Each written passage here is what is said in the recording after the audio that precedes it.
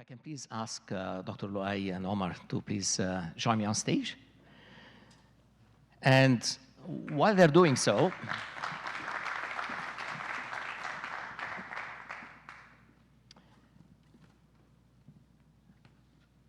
I'm just going to read something. If you want to build a ship, don't drum up the man to gather wood, divide the work, and give orders. Instead, teach them to yearn for the vast and endless sea. These are the words of Antoine de Saint-Exupéry, who's an outstanding aviator and writer, and some of you may have seen or read his book, The Little Prince, Le Petit Prince, and they best describe the empathy and the ingenuity and the vision of both Dr. Luai and of Omar. So we are delighted that you are here, and if I can please ask you to take a seat. Interestingly enough, actually, both of them, as you can tell, are top-level athletes. They have tremendous empathy. They are outstanding parents, and they are very, very dear friends. There is a difference of 1 year between them. And the oldest of them actually has more patents granted and filed than the number of years that he's lived on Earth. It's actually closer to the number of years I've lived, which is closer to 67 than mid-40s. He has, as he will tell you, launched some amazing companies. The latest one is one of the fastest growing in Silicon Valley. So without further ado, I would say I am honored that you're here, Dr. Luai, and would love for you to share your story with us.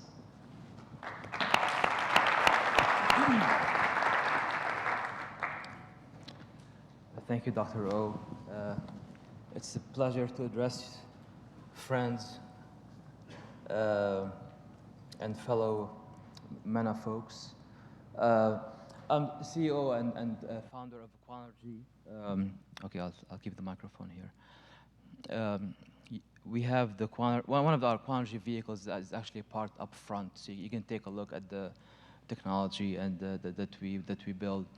Some of you are familiar with the Google car that has equipment on it to make it self-driving. We make equipment that make a vehicle self-driving, also can automate any process in industry. But the equipment that we make is 3 orders of magnitude lower cost. It's hidden inside the vehicle. You'll never see it. It's not going to act it's not going to look like a clown car or like a freak show. It's just going to look like a regular car and with lots of technology hidden on the inside. We identified a need, my co-founder and I, and maybe to reiterate something that Rana said, I'm very proud to have a co-founder who is a female, Dr. Tianwei Yu. And when she and I decided to start a company, we looked at which markets have a large need that's not met, where the competitive landscape is actually fairly open and allows us to use our skills and talents and experience to make a difference. We identified the space of LiDARs. LiDAR is simply a laser sensor. It sends nanosecond laser pulses 1 million times a second and maps the environment around you in 3D. It creates an envelope of the environment, and you get 30, 100, even more frames per second of the environment. So with object detection, recognition, and so on. So it gives you full awareness of your environment, and you can imagine how many applications there might be. Self-driving vehicles are high profile and are an easy example, but we also support border protection. We support mapping, terrestrial and aerial from UAVs, industrial applications such as mining, as you see in the lower left-hand corner, smart homes, smart cities. The key thing for success is innovation.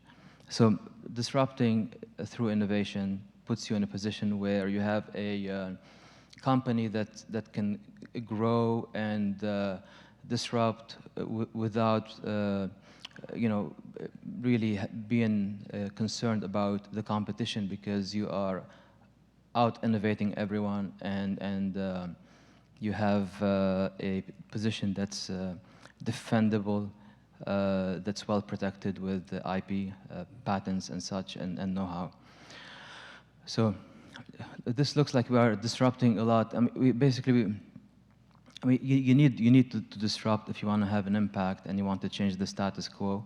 And we disrupt through innovation. We disrupt the transportation, security, and industrial automation spaces by meeting at the same time 6 criteria: cost, performance, reliability, size, weight, and power consumption.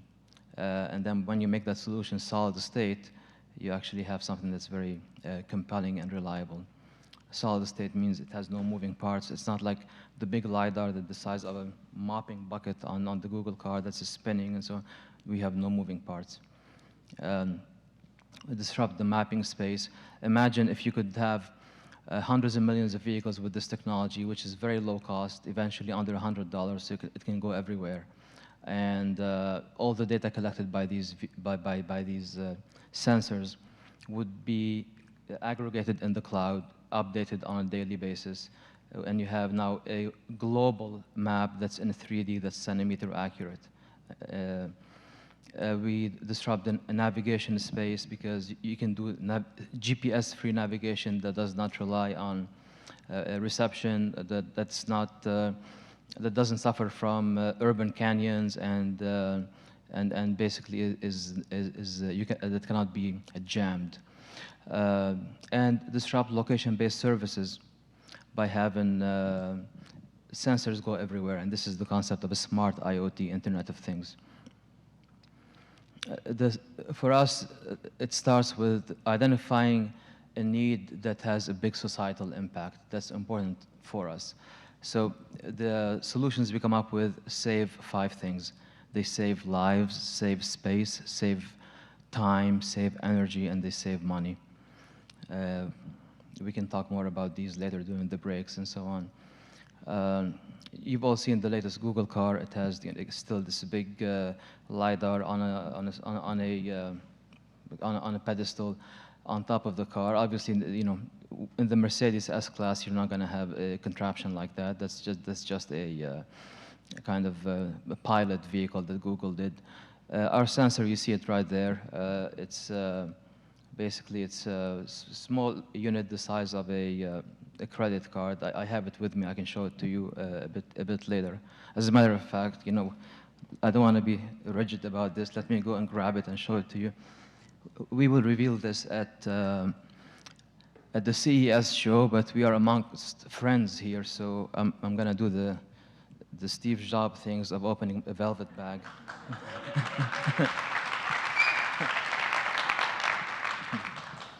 And show you before the world sees this, the solid-state LiDAR. And we always said it would be the size of a business card. There you go. Yeah.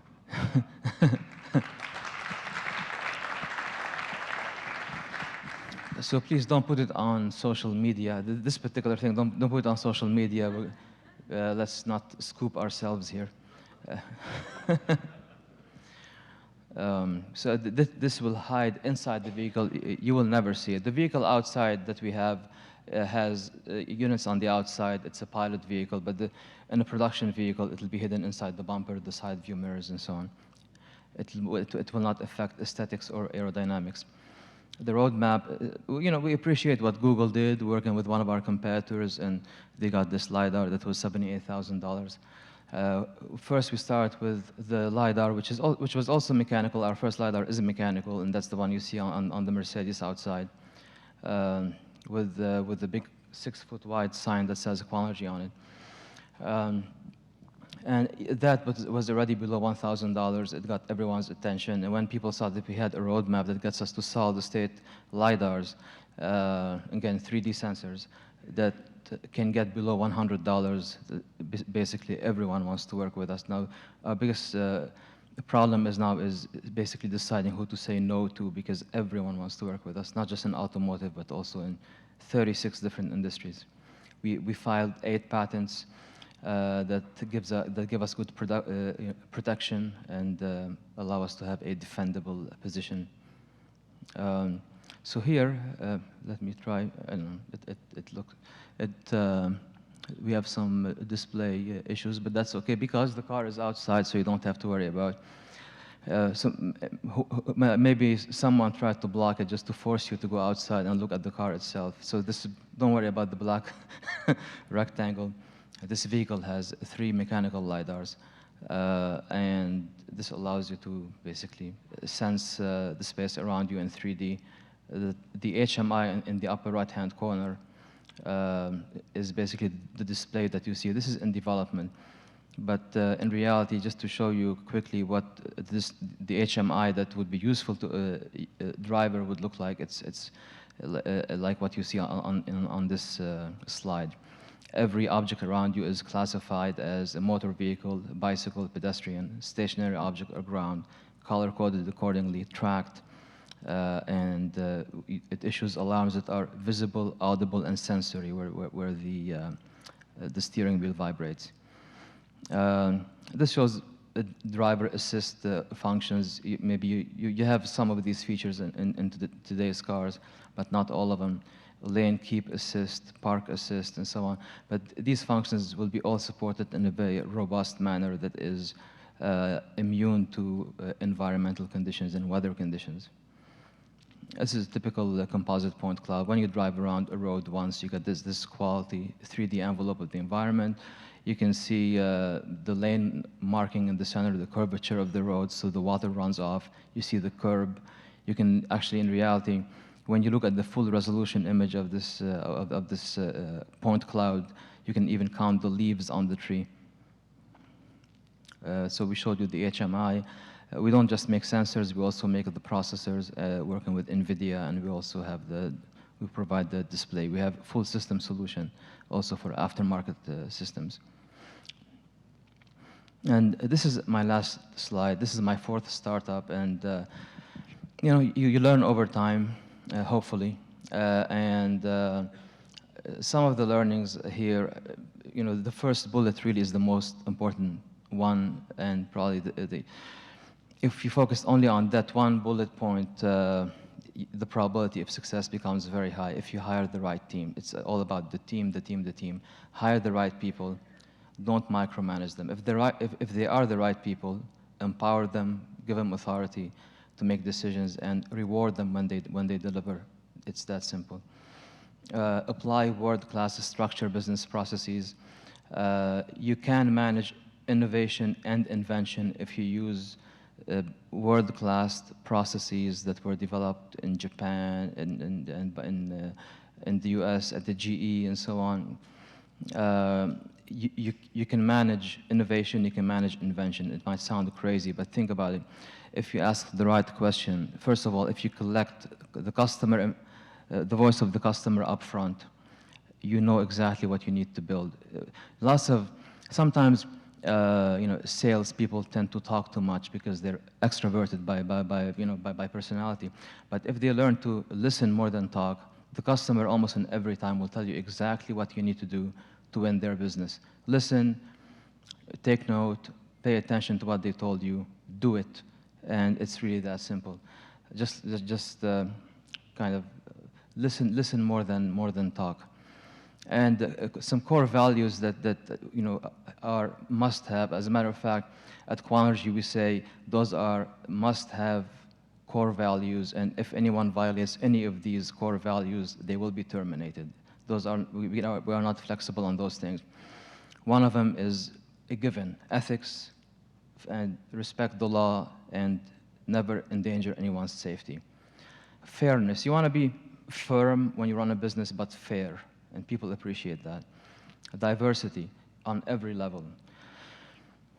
Gender, national origin. You can go on and on. Basically, the more diverse a group is, the more likely you are to succeed, because people of different backgrounds who grew up with different experiences have different ways of solving problems, and the more diversity you have, the more likely you are to succeed. Humility. If you look in the lower right-hand corner, I like this graphic that shows Einstein saying ego equals 1 over knowledge. People who have a big ego and attitude, they're hiding basically their lack of knowledge. So when you see someone like Dr. Obian very humble, it's because he has lots of knowledge. Yeah. And transparency and teamwork. Teamwork is just also a must-have. All of these things are must-haves. Teamwork, you see this cartoon in the lower left-hand corner where two of the team members say, we're glad that the hole is not on our side, it's on the other side. This that speaks for itself. Obviously, we should help each other when part of the team needs help. Empowerment, we mentioned that in the context of hiring the right people and empowering them. Communication, it's critical to communicate clearly and err on the side of over-communicating. Intellectual honesty, not just simple honesty, but also this really means objective honesty. Honesty where you know you are saying the right thing, not because of your bias, but because of facts. Mutual respect. Respect doesn't go in one direction. I don't expect my subordinates to respect me if I don't respect them. Respect goes both ways. And an equal mix of aptitude and attitude. Every time we interview someone, we give 50-50 weight to aptitude and attitude. So with that, I will close. Thank you.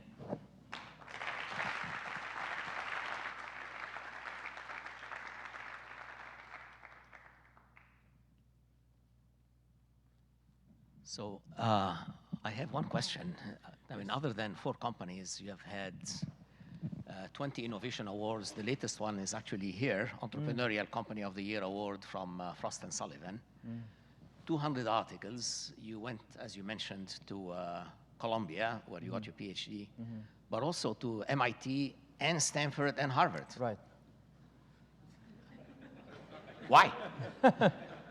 Well, I got my technical PhD from Columbia. I got executive business training first at MIT Sloan. Honeywell sent me there. Then Harvard, DuPont sent me there. And then Stanford and Sun Edison sent me there. It's a good mix of sources of knowledge,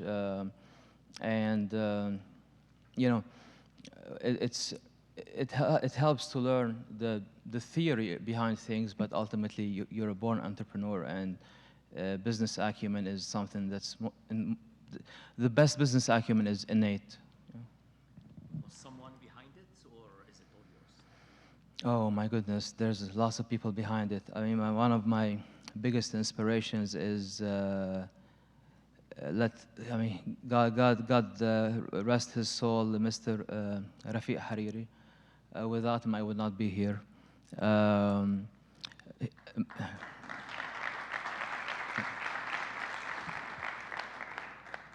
Of course, I have lots of, very incredibly positive things to say about Dr. O, but he's standing here, and it's embarrassing to it's awkward to flatter him right here, but I think at least as highly of him as I do of Mr. Hariri. But in my case, maybe when we had simply just virtually no money, when he sent me to the US, paid for all my education, BSMS, PhD at Columbia, gave me that opportunity, and did that for tens of thousands of people from my generation. Not many people do that. I mean, the world is full of greed and selfishness, and when you see someone who gives and gives and gives, that's remarkable. He's my hero, so is Dr. O. So I've been blessed to be surrounded by mentors that I strive every day to be just partly as good as they are. Thank you very much.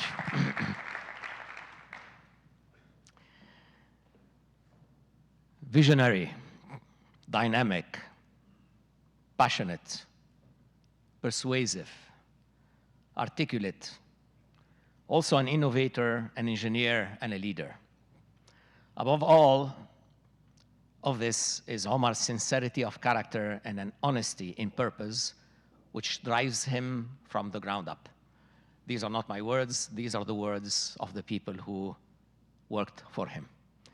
So, Sabah al-Khair, please join us and tell us your story. Thank you.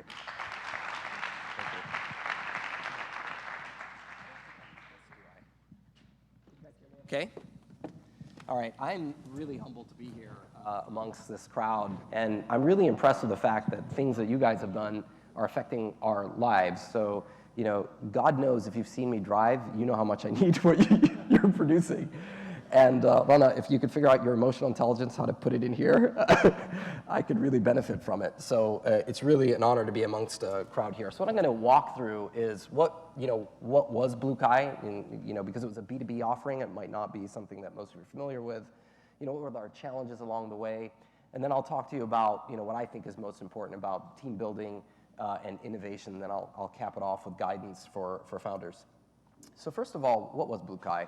BlueKai was big data for marketing. The problem we were solving is that marketers were living in fragmentation hell. They just didn't have a way to connect all the data they're collecting from their website, from their mobile, from their in-store applications to actually impact how they were serving marketing on Google and Facebook and Twitter and 300 different media properties. It was completely disconnected. We came along, we created a marketplace for data, and we created a world where if you're someone like a Verizon or a Microsoft, all your different business units where they're touching consumers all over the planet. We were getting the data in real time and feeding it to the external systems that serve the ads, that serve the personalization and the emails, and even measured results in stores.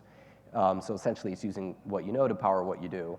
The history was, I started in 2008. I had been in the ad industry for many years, and had noticed something that was really interesting, that all the different ad networks that were placing media all over the place didn't have good data to do it. And there were 300 of these ad networks out there competing to serve ads, and they had very poor data. And so rather than competing in the ad industry itself, what we wanted to do is build the data infrastructure and the data availability to make ads much more relevant. Because as you see from kind of what's going on in advertising, there's only two ways to go. You can become loud or you can become relevant. And relevance is the only way to save advertising. Everybody's noticing things like ad blocker and things like that because there's a backlash against annoying, noisy, irrelevant advertising, and we wanted to fix that. So first thing I did is assembled a team. We had 3 founders, myself, Grant, and Alex, and our first employee was Dina, and I'm going to talk about Dina later, because she became a key member of the team. And as we were kind of growing, we started getting anchor tenants. We grew to 100 million users, eventually went to 1 billion.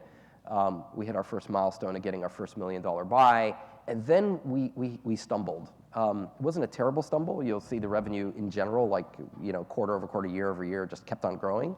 But there was a problem. We were starting out as a marketplace where we had eBay's data, Expedia's data in real time. We had all these other data coming in real time. So if you search for a trip to Hawaii, on Expedia, instantly Google would pay us to get access to that cookie to serve an ad on a Google property. And we're doing great. And then I got a call that told me, that kind of scared me, that there was a power shift within eBay, that the guy running the ad business was going to move on to Google, and that the commerce guys were really kind of anti-external advertising. And I realized that meant that my data business was going to get hurt. And it was true. 6 months later, eBay pulled out of my contributing data, and they were, of course, an anchor tenant. So I made the decision at that point to never be dependent on a single buyer or a seller. And so at that point, we opened up the business that really juiced growth for us. We took our technology and said, not only are we going to be a data marketplace, but we're going to allow the big companies like Microsoft and Verizon and so on to manage their own data, not for sale to anybody else, but just to turbocharge it and to layer on its second and third party data. And it became a SaaS business model. And eventually, that's what got us acquired. So it's very important that when you're running your business, that you're open to business model shifts that are key, and I'll talk about that later. But that pivot from a marketplace to a SaaS solution meant that I also had to figure out how to do a complex sale as opposed to kind of a day-to-day bidded marketplace. They're very different. So that evolution was important, and you can see from the revenue bars, the orange bars were the first business, the blue bars were the second business on top of it. It continued to scale. Eventually, we're getting 50 million in net revenue, close to 100 million in gross revenue. Oracle came in and bought us, mainly for the blue bars, for the SaaS business. The press had the number at north of 400 million. I don't disclose exact numbers because that's Oracle, how they like to keep it. But it was a good outcome for the team. After we got acquired, We continued to grow.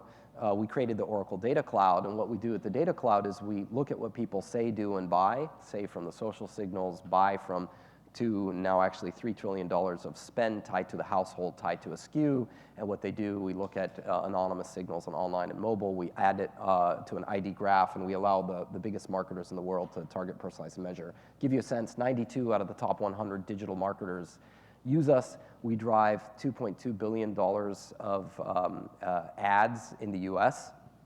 To give you a sense of how big that is, that would make us the third or fourth largest media company.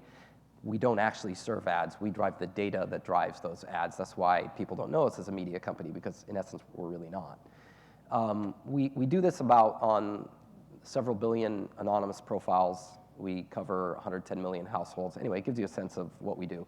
Underlying what we do is this fascinating thing. I call it the Game of Thrones. It's the identity graph. It's a battle to really figure out the 360 view of the customer. So many marketing companies come and they talk about having a 360 view of the customer. They're actually full of it. Let me tell you why. If you count your addresses that you have, cookies on multiple browsers per machine, on laptop, on your iPad, on your tablet, your IP TV, your home address, multiple emails, multiple social addresses. I have 26 addresses. So most of these companies, when they say 360 view, they mean 360 view on 1/26th of your address schemes, because they don't know how to connect it. And so there's a massive war trying to own identity. So Facebook looks at it and says, forget all the other companies, just do business with Facebook, because I know you're on your mobile phone, I know you're on your laptop, I figure it out by your name or your Facebook handle. Same thing with Amazon and Apple. The problem is if you're a marketer, you can't single thread on one of those. You need to be able to have data on terrestrial address. You need to target TV. You need to send direct mail, email, cookies, Facebook. You need to do everything. And so the other players in this are people like Oracle, who are trying to build an ID graph that says, give me whatever data you have in one place, I'll connect it everywhere else. And then you see all these other entrants in this. Verizon, you see Mozilla, Apple with its ad blocker, coming in, doing innovations that sound like they're privacy-centric. It has nothing to do with that. It's all about the control of data.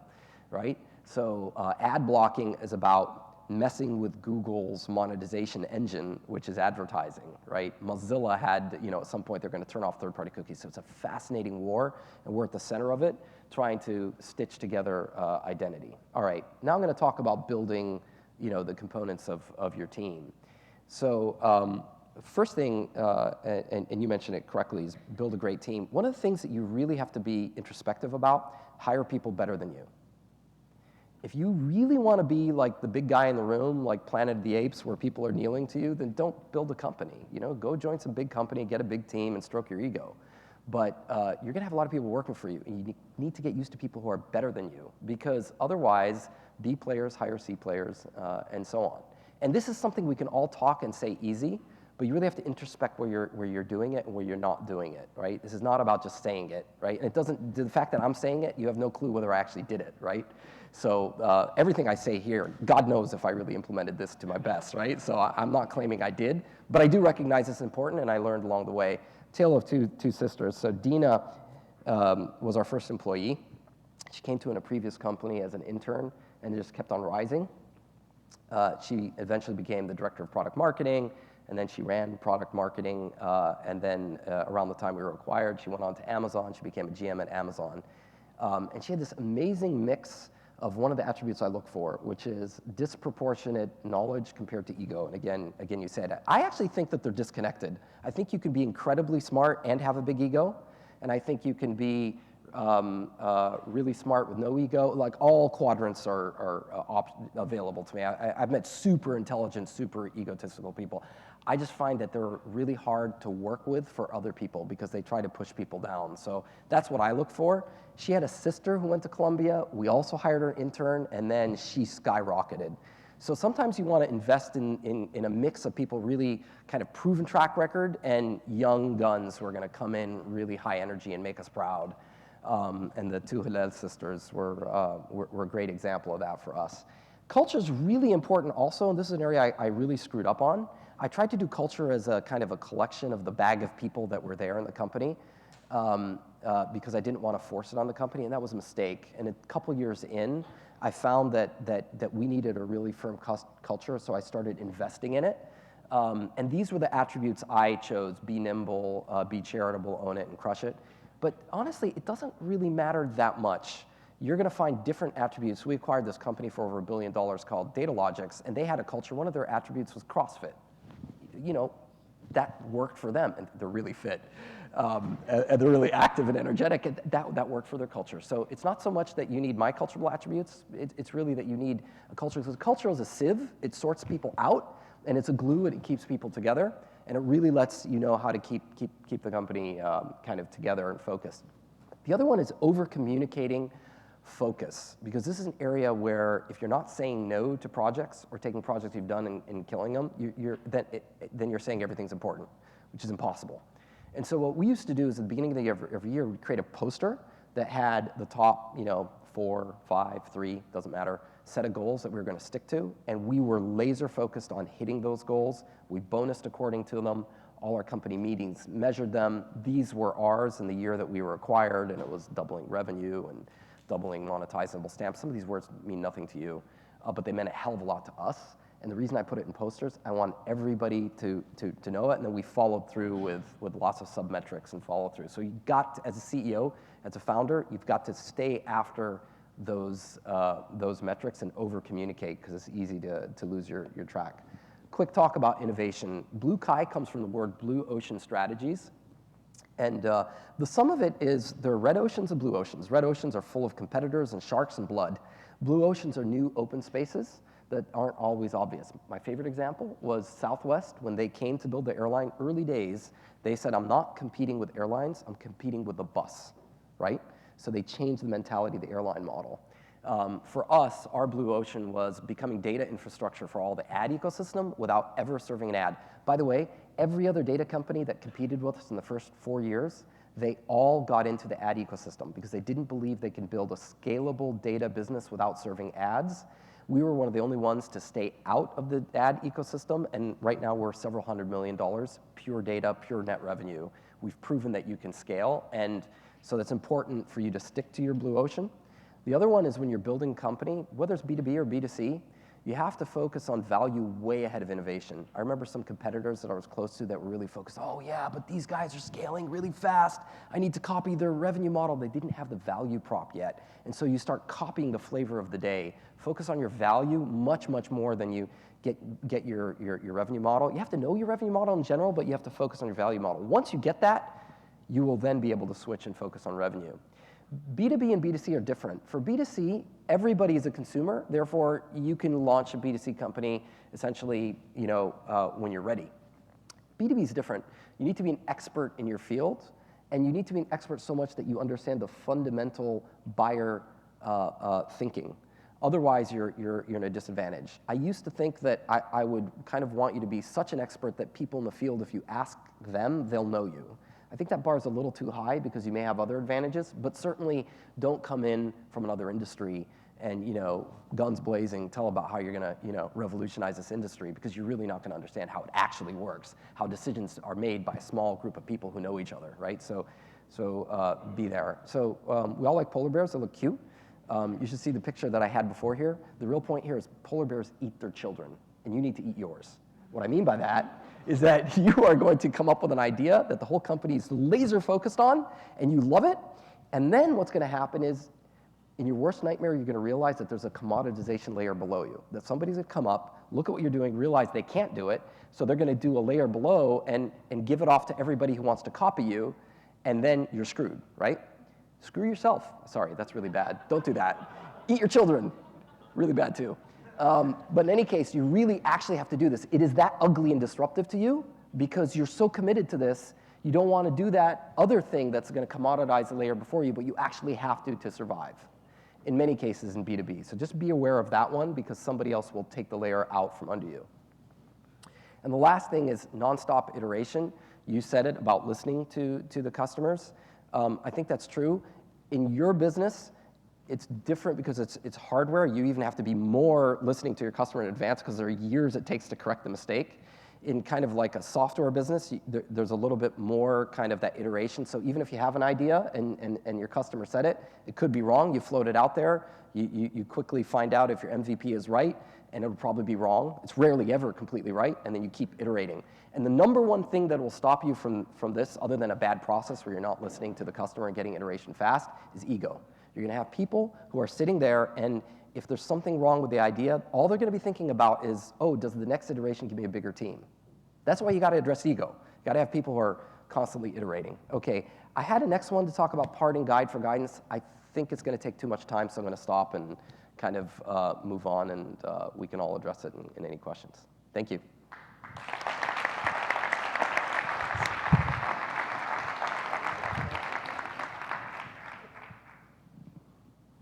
Omar, thank you very much. You built the #1 B2B media company in the world, as awarded, of course, by Always On.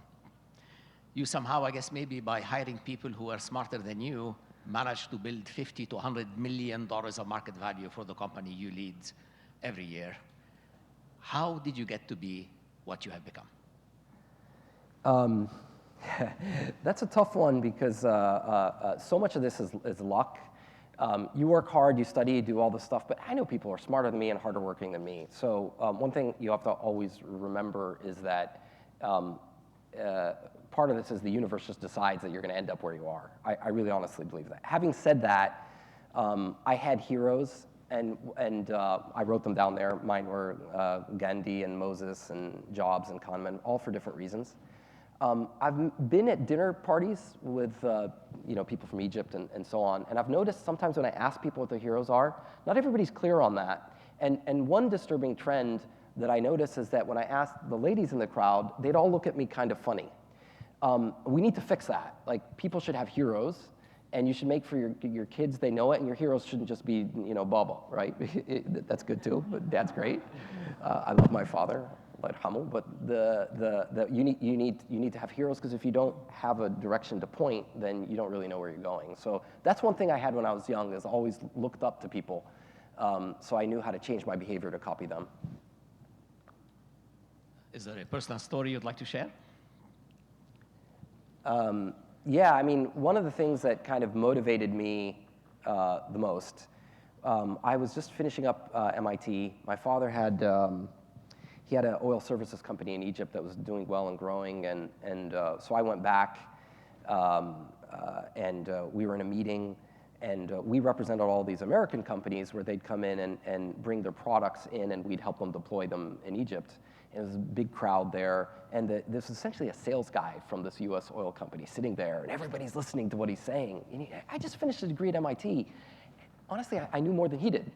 But, this is the Khabir al-Amerikani, right? He's talking, and everybody's looking at him. And it dawned on me at that moment that even if you have a situation where you're in a family can set you up and you're going to take over a company and do well, you need to strive for something a little bit more that's going to impact the Arab world in a more significant way. So it was at that moment I decided I didn't want that destiny. I wanted to actually build something myself that would have its own fundamental value that we as people could create, where you have fundamental technology being built by people of their own creation and their own inspiration, rather than taking the path of kind of money and kind of just riding those coattails. We need to be fundamental innovators, and that moment really changed me. I said, there's no way this is the destiny that we should have, or we hire some other guy to come in who actually knows less than you to talk about stuff, and we're just sitting there making money off of somebody else's efforts. That changed my destiny. Thank you very much. I think we can spend the rest of the day actually listening to you. But I'm sure that during the networking session, you'll have a lot of people following you. Really appreciate your coming. Thank you. Thank you.